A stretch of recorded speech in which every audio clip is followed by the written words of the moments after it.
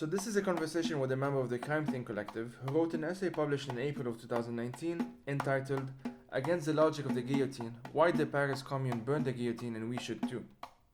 This logic is fairly common in online left-wing spaces, and I wanted to have someone who could speak to why it's problematic and why we need to be doing better if we truly believe in liberatory politics. If you want to support this podcast, you can donate on the Patreon and buymeacoffee.com pages, the links to which are in the description.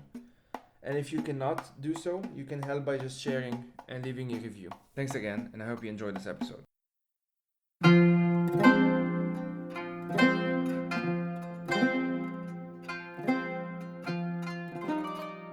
So, if we can start with just you introducing yourself, if that's okay? Yes, I'm just a participant in the Crimethinc Workers Collective, one of many participants. More than a year ago, I was part of the group that worked on this text that we'll be talking about today, Against the Logic of the Guillotine. Awesome. So let's start. I'm going to start with reading part of your intro to your piece, Against the Logic of the Guillotine. And in our conversation, I'll try and make it clear on my side as well why I found it so moving. So we can add a bit to your piece, a bit of a conversation on the Middle Eastern context, which is where I come from as well. So I'll start with this quote, which is part of your introduction. The guillotine has come to occupy our collective imagination. In a time when the rifts in our society are widening towards civil war, it represents uncompromising bloody revenge. It represents the idea that the violence of the state could be a good thing if only the right people were in charge. Those who take their own powerlessness for granted assume that they can promote gruesome revenge fantasies without consequences. But if we are serious about changing the world, we owe it to ourselves to make sure that our proposals are not equally gruesome. So this is in the context of discussing the communards, the participants in the Revolutionary Paris Commune of 1871, and how they destroyed and burned the guillotine that was stored near one of the prisons in Paris, I think the main prison in Paris. So I have to admit, I actually did not know that they did that, which was very interesting. So why did they do that? What did the guillotine represent to them, and how does it differ from this so-called logic of the guillotine, as you called it in the piece? Well, the interesting thing for us about the prevalence of guillotine memes over the last few years is that they're largely divorced from a sense of the actual history of the guillotine, right? And some of us have a revolutionary interest in history, and so have spent a lot of time, researching the French Revolution, the Paris Commune, the various French revolutions, actually, and other struggles.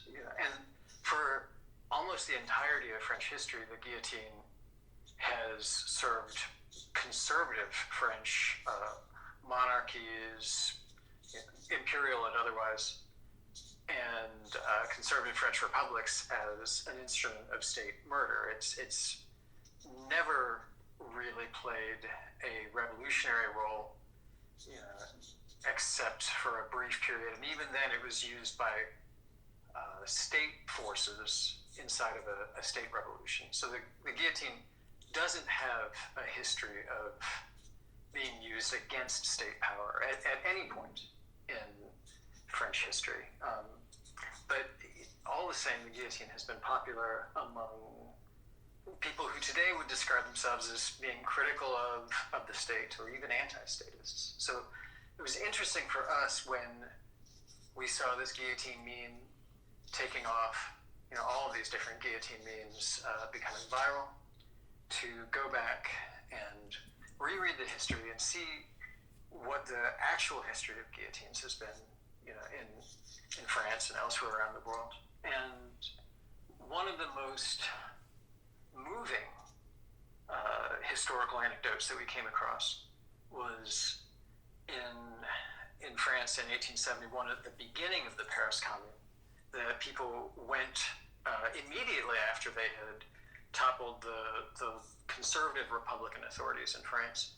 They drew out the guillotine and burned it, at the Plaza Voltaire, and they did this to immediately declare that they were against the French authorities regaining power, that they were against the meant that they would be punished for participating in this uprising with execution, and they also did it as a gesture showing that they were not intending to use the guillotine to try to exterminate their enemies. So this is a very important moment in the history of the Paris Commune, actually, because it takes place before that moment in French revolutionary history had crystallized into Adolphe Thiers and the conservative Republicans carrying out the execution of tens of thousands of revolutionaries, as occurred in May at the end of the Commune. It was a moment when it was not clear how far the revolt could spread. And so we have two different ideas here about how revolt can take place. One is that you get control of the state apparatus and you use it to exterminate the enemy. This is a binary idea. It's an idea grounded in Western ideas about identity, where you have the good guys, which are you, and the bad guys, which are the other, with a capital O, and then you have the means of extermination, right? And then the alternative to this, that the best aspects of the Paris Commune and all of the revolutionary movements since then represent, is the idea of revolution as something transformative, something that can pass through the entire social body, transforming people's relations with each other, transforming their roles, transforming how we see ourselves. And this is not something that is about exterminating the other, but that is rather about transforming our relations collectively.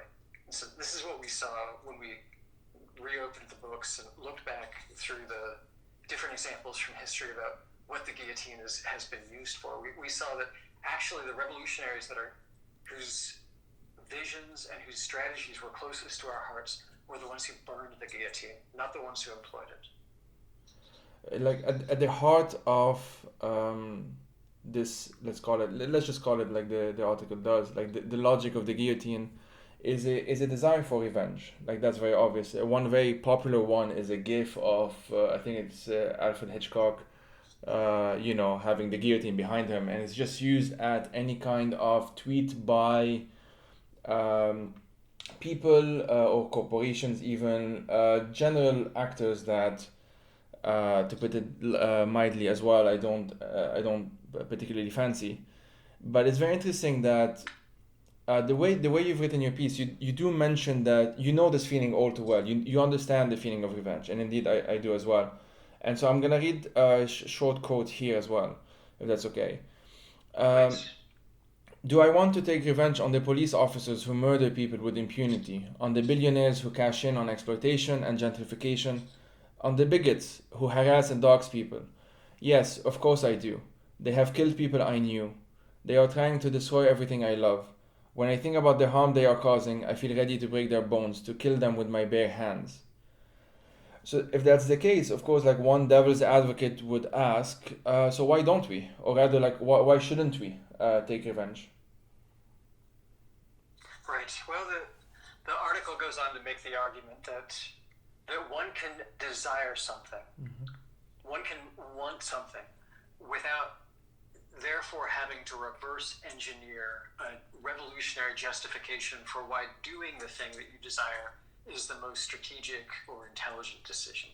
That you can want something and still not do it if you want something else more, which is, for example, to participate in a collective, horizontal, decentralized, revolutionary movement to transform our relations. It is absolutely true that, we as those suffering in the capitalist system, and we as the specific people who worked on this text, are angry and desire revenge to some extent. And also that we believe that in some situations it's necessary to employ coercive force to defend spaces of liberation. All of these things are true. But the question is, when we are doing those things, what is our long-term vision for how that will bring about a situation that will be better for everyone, even including the authorities that we are forced to rise up against, or at least their children. Because the guillotine, in modern day memes, it represents revenge, but historically, above all, it represents control. Historically, it represents the right of the sovereign to take life, to end life, and through that, the means of exerting control over the population by fear and terror, which is associated with the French Revolution in the 1790s, but really terror has always been employed above all by state forces that don't even have to acknowledge the ways that they use terror and can say that terror is the province of extra-state or para-state entities or smaller entities that aspire to state power. So for us, the question is, can we employ these means to bring about the situation that we desire? And if the guillotine is fundamentally about control, but what we want most of all is to create a situation in which, because power is distributed horizontally, no one is able to dominate and control each other, the conclusion for us is that exterminatory force, including the guillotine and all other social technologies of control, these are not the things that we should be aspiring to gain control of. And I don't want to shame anyone who desires revenge, especially those who have suffered more than I have. I think it is absolutely understandable why people desire and fantasize about revenge. But in terms of the fantasies that we legitimize and the visions that we spread when we talk about the world that we want to arrive in, I think that precisely because we may be fortunate enough to succeed in changing the world, that we have a serious responsibility to express visions that really point towards something more beautiful than what exists today. And so when we're choosing between the different fantasies that we have, choosing which of these we want to lend political weight and legitimacy to, that we should really invest the most political legitimacy and the most value in the fantasies that point to a world in which we could collectively transform our relations. And this doesn't mean that it won't be necessary for us at some points to engage in bitter struggles, including violence, but that we should go into those struggles not relishing violence, not thinking that more guns means more revolution, not thinking that the more deaths occur or the more killings we carry out, the more revolutionary we are. For me, this is really the wrong way to think about it. And I can't say that I always live up to this, but I always carry with me this quotation from William Morris, a anti-state socialist from the late 1800s in Britain, who, after the police attacked a demonstration in Trafalgar Square, in some grievous and irresponsible and destructive police attack, just like the police violence that we see all around the world today. And there were calls for revenge in response to this, which, as I'm saying, are understandable and to some extent legitimate. William Morris said, the only real revenge that we could possibly have would be by our own efforts to bring ourselves to happiness. Like I said, this is not an aspiration that I always live up to, but I think that is a beautiful way of thinking that we should cultivate in ourselves if we can. And when we're talking about which desires to give political weight and legitimacy to, we should look to the parts of ourselves in which we are able to imagine that one day we might be able to abolish all of the forms of power and oppression that turn us against each other today. Those are the fantasies we should direct ourselves to. And if we must fantasize about revenge, it would be more honorable to fantasize about our revolutionary movements becoming so powerful that our oppressors will no longer be able to wield power over us, and that we won't even have to kill them to be able to become free. Yeah, I agree with that. And one thing that I really liked about the piece is that there really is no judgment of people who do desire this. And I also completely agree with you. I don't live up to it myself. a lot of the time. I can go through dark thoughts, as I'm sure many people do, although I think that there's an issue with not always wanting to express it this way. But yeah, one another component of your piece that I actually quite like is when you compared it to when you compared the logic of the guillotine as being all about efficiency and distance, and you even compared it to those who eat chicken McNuggets but would never personally butcher a cow or cut down a rainforest. And you also then went on to compare the Jacobins at the time with the Bolsheviks about a century ago, who reproduced this quote unquote impersonal functioning of the capitalist state.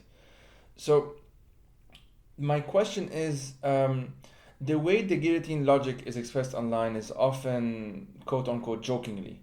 And it has kind of turned into a way for leftists and radicals to, in a sense, perform their identity of being of leftism or radicalism, and I'm emphasizing the ism here.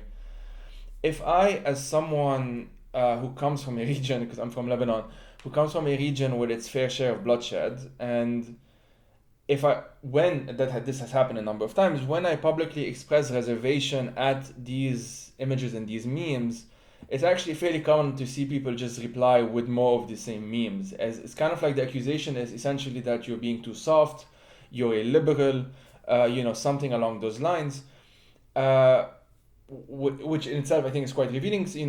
What does being too soft mean? I think there's quite a gendered way of interpreting what softness mean in this case. But like the same circles that would oppose rhetorically, at least as you said, like their own state's oppression, suddenly find themselves supporting the very logic of state repression itself. And my question is, and maybe like you can approach it as you want, because it maybe it's a bit too vague, I don't know, but this, for me, I feel like it's inherently a way of avoiding responsibility. Like, as you write, they don't actually have to get their hands bloody. That's one thing about the guillotine. That's how the executions would happen in Saudi Arabia as well. It's not guillotine necessarily. It might be hangings or something else at some point, where the guillotine is actually more mechanical than hanging. So yeah, I'll be curious if you would agree with this statement that, in a way, this is a way of avoiding responsibility, of avoiding your own the moral implication of what it means that you have killed someone. Well, this is a very interesting question about responsibility. For me, it's interwoven with the essence of authoritarianism. If the essence of authoritarianism is to delegate your responsibility to the reigning authorities, then it wouldn't be surprising that we would see people who are engaging in authoritarian fantasy or authoritarian memes not wishing to take full responsibility for the things they're calling for.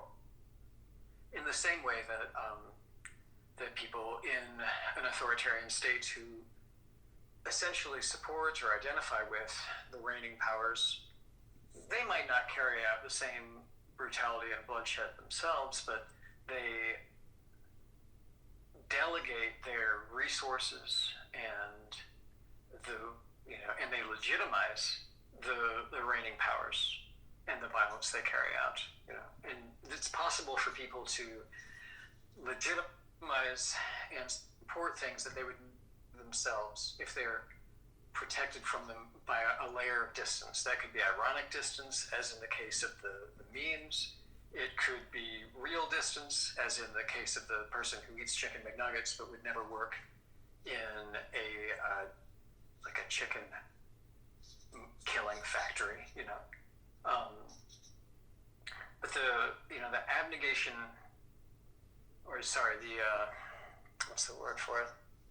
The evasion of responsibility is common to all of these examples. From my perspective, the fundamental anarchist critique is that there is no way for us to avoid responsibility for our actions, for the things that we support, for the implications and the consequences of our deeds and of our speech, because speech is a form of action. So, in response to this text that we published, we've seen a lot of different kinds of responses.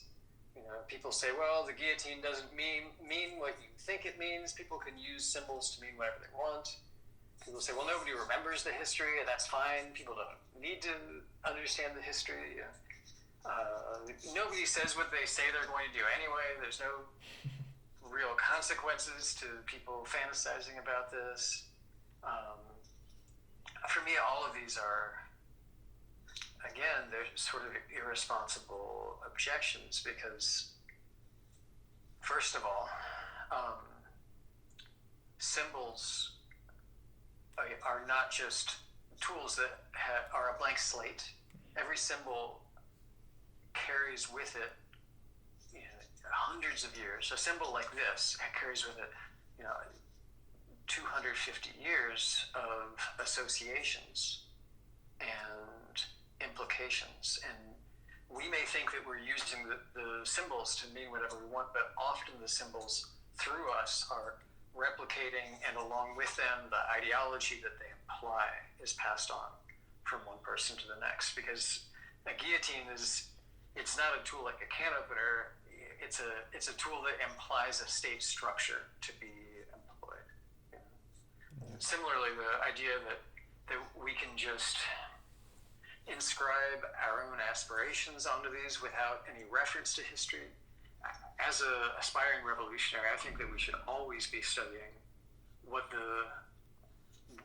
previous revolutionaries, what previous human beings have experienced, so that we can develop our hypotheses responsibly about what will happen if we take certain courses of action. And the hypothesis that seizing the state could be a step towards a utopia in which class would be abolished, for example, that has been thoroughly tested now in the 20th century. Yeah. And we should learn from those tests, and from all of the experiments that people have made using centralized coercion to try to improve human life. And then finally, the idea that people don't have to be responsible for the memes that they post, because nobody's going to do what they say they are going to do anyway. Nobody's going to follow through on their actions. For me, it's just very far from the kind of conduct that we aspire to engage in. For us, every time we say something, we should say things that we are prepared to do, that we intend to do. Mm-hmm. We are serious as aspiring participants in social transformation. And when we affirm something, we should affirm things that we're really willing to risk our lives to carry out, and that we think are worth risking life to take, to implement as far as social change goes. That doesn't mean people can't joke. It doesn't mean that that we can't speak lightly and freely and easily, but it does mean that when we're fantasizing, we should think about what the implications of our fantasies are, because it often happens that in revolutionary situations that your fantasies sometimes come true on a much bigger scale than anyone could have anticipated. Yeah. There's this excellent line by George Orwell, which I'm still a bit mind blown by. It sometimes feel like there's an Orwell quote for everything, but he was describing British Stalinists of the 1930s, and so this is the quote: "To people of that kind, such things as purges, secret police, summary executions, imprisonment without trial, etc., are too remote. Are too remote to be terrifying. They can swallow totalitarianism because they have no experience of anything except liberalism." So this sentence really hit home for me, because it's been one of the main sources of frustration for me in recent years when dealing with many authoritarians on the left, especially Western leftists these days, when it comes to quote unquote anti-imperialism, and I insist on putting it under quotation here. Because, for those who don't know, and I have some numbers here, the Middle East and North Africa is basically where the overwhelming majority of all death sentences happen, outside of China, because in China we don't actually have the numbers, so we don't really know. So in 2017, 85% of all death sentences, again outside of China, were by Saudi Arabia, Iran, and Iraq alone. So the memes of guillotines are sort of like, it's too close to home to make that kind of joke. They just don't fit in the same way. There's nothing edgy about it in a sense. If that's we would not be using that to kind of outperform one another in a sense. Or at least that, in my experience, I may be wrong about this. At worst, like you might see people online wishing, and I've done this dozens of times, that a figure like a Bashar al-Assad gets killed. Someone who's like, it's you kind of symbolize a whole regime by one person, and that's indeed the case in Syria. That's when you might see some desires or revenge fantasies of that kind of thing. But other than that, uh, yeah, I mean, we're talking about a case in this such an extreme case of a man behind literally hundreds of thousands of that. So it's not like we're talking about this billionaire who is definitely exploitative and needs to be stopped, or we're talking about something that really feels that it's beyond anything that can be remotely tolerable. And Right. at the same time, I guess there's a lot of anecdotal evidence, I think, anyway.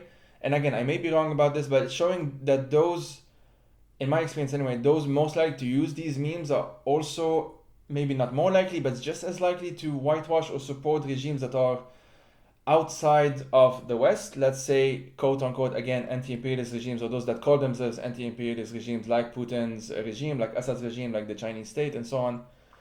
And it to bring up this to, I don't know how to actually phrase this question, but like when we speak of the logic of the guillotine, a country like Syria has essentially industrialized it.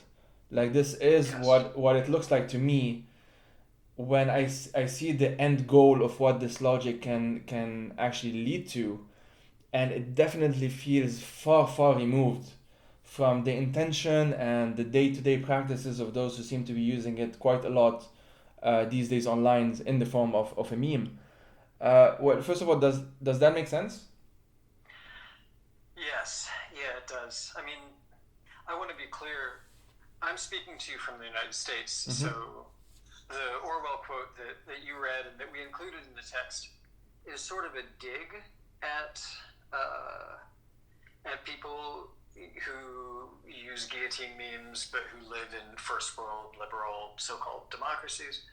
And you were talking about if you object to people using these memes, they accuse you of being soft. Yes. And I don't want in response to be saying, no, you're the one that's soft. I don't want to be just trying to turn that insult around on people. But it is true that one of the things in our collective, in our networks, when we're talking about like systematized coercive force, we try to be in dialogue with people who have experienced that on a large scale. So, one of the reference points that I have for the consequences of war is that all the people in the Balkans and the Mideast that have participated in Crimethinc projects and have been able to report on their firsthand experiences in war, so that when we are formulating analyses, that we're not doing that in a totally abstract way. When, again, as I was saying before, when you're distanced from something, when you're looking at a list of deaths just as numbers rather than as something that could happen to someone that you love or to your neighbor, it's much easier to say, would 17,000 deaths be worth it to abolish capitalism? Sure, that sounds great, which is a totally different thing than when you have firsthand experience seeing a model employed and seeing what the consequences are. So, yeah, I don't want to say that those who endorse authoritarian models are soft. Some of them may, on the contrary, may have experience with much greater violence than I personally have experienced. But I definitely hear what you're saying about the way that in the West, certain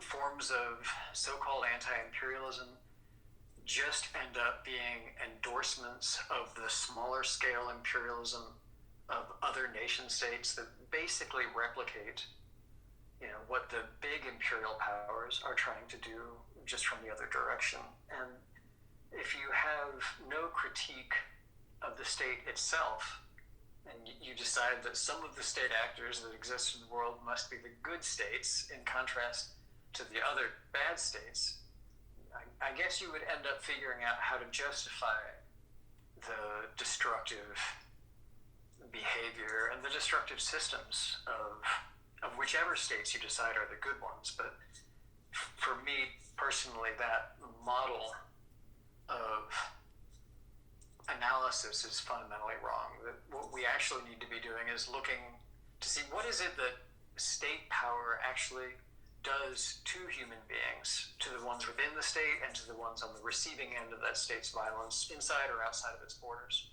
And how can we completely delegitimize all centralized exterminatory force in favor of models that are based in mutual aid, coexistence, and opposition to oppression?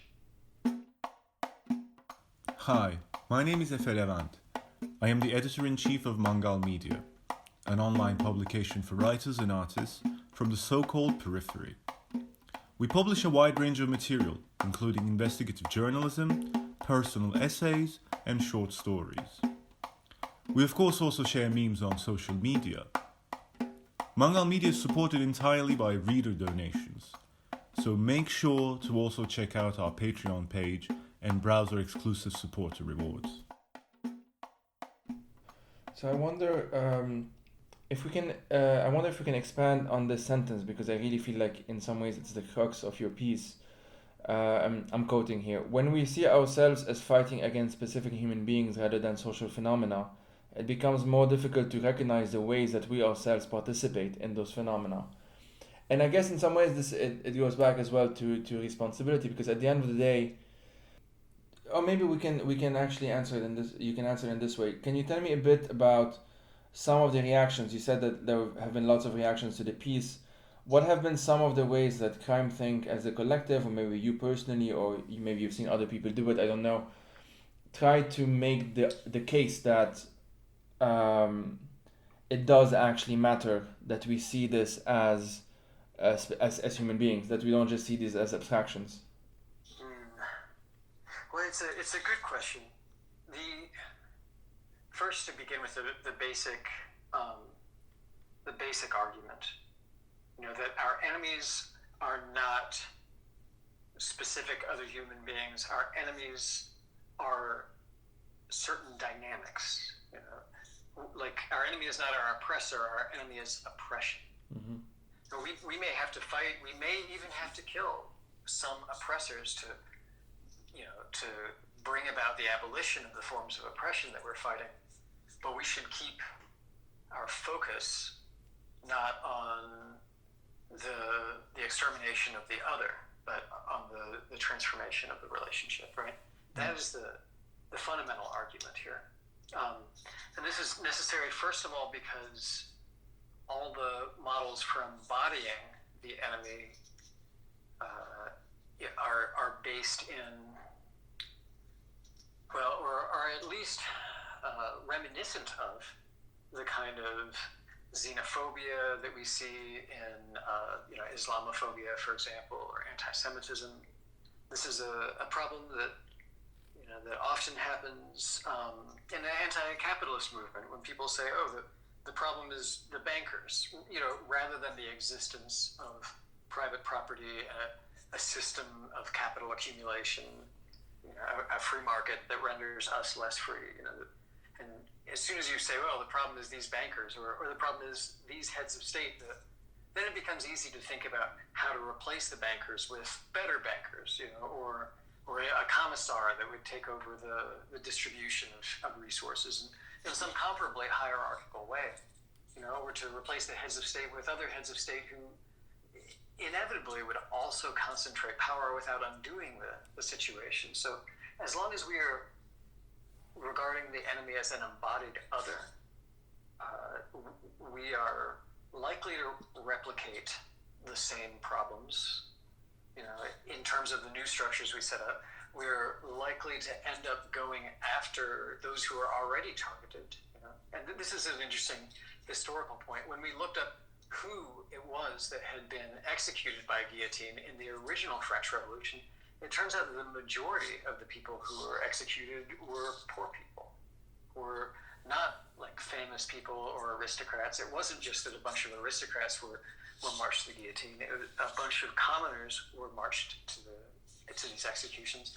And also, a lot of the people who were executed were radicals and revolutionaries, including people who were more radical and more revolutionary than Robespierre's government that organized the executions. So that, when we're talking about embodying the enemy as specific other human beings, this is a counter-revolutionary phenomenon, or a counter-revolutionary approach, as well as an approach that's likely to end up in xenophobia and the targeting of those who are already most likely to be targeted and to be killed in our existing order. By contrast, if we're able to identify the dynamics that we oppose and the world that we want to arrive in, if we're able to identify those things, that gives us a vision that we can mobilize around, that we can try to present to others, that we can show, if not the people that we struggle against, we can at least show their children, their relatives, the value of this and why we're fighting for it. And finally, it gives us an opportunity and a way to evaluate our own actions and see how they could be better. To be able to, if we can say we are not the good ones, we are not the ones who, by definition in the struggle, are the ones who should win, no matter how we behave. That gives us an opportunity to be more critical of our own actions, more critical of our own efforts, and to constantly be reviewing and critiquing and improving the things we do so that they will better embody the kinds of dynamics and the kinds of behavior that we're trying to see in the world. I think that's a very good way of putting it. Is there anything that you feel that we could have touched upon but didn't have time to? Well, there's a lot to discuss. Yeah. On this subject. I mean, it relates to all the different ways that we conceptualize revolution. There are certainly drawbacks to not simply trying to kill the enemy when you're talking about revolutionary strategy, but there are also advantages to it. I would fundamentally point to a model for revolutionary transformation in which, rather than trying to constitute an army that seeks to defeat a rival army by force of arms, we recognize that the way that we are most likely to succeed is by generating a contagious model for resistance that points to a better way of living, and that if we can do this in such a way that others will see its value, and that this vision and these new desires will spread even into those who currently work to maintain the existing order, that is how we hope to transform it. The reason that the Paris Commune, to return to the beginning, the reason that the Paris Commune was able to succeed at all was because when people were revolting and the army was called in, the National Guard was called in to repress them, the National Guardsmen were ordered to turn their guns on the rebels, that they ultimately they found that they could not shoot down the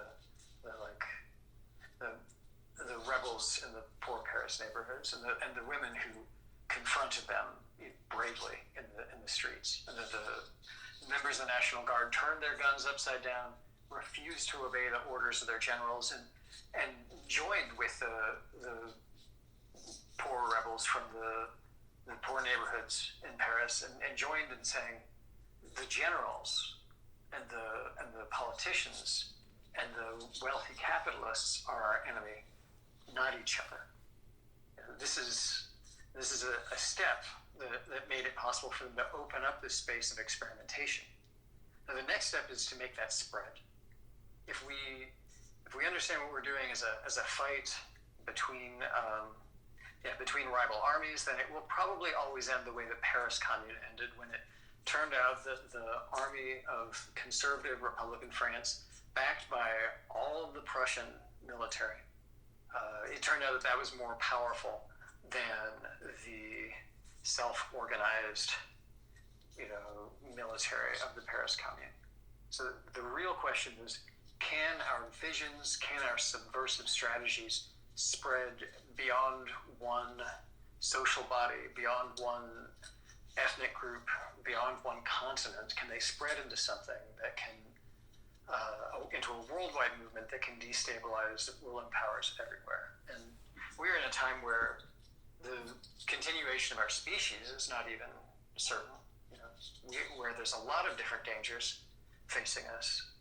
But this is also a time of possibility when, if we can demonstrate better models for how human beings can relate to each other and secure each other's survival and needs, many people will want to be with us. So we have a tremendous responsibility in this moment to do our best to do that. And I want to conclude, I guess, by saying my point here is not to win an argument about whether guillotine memes are best.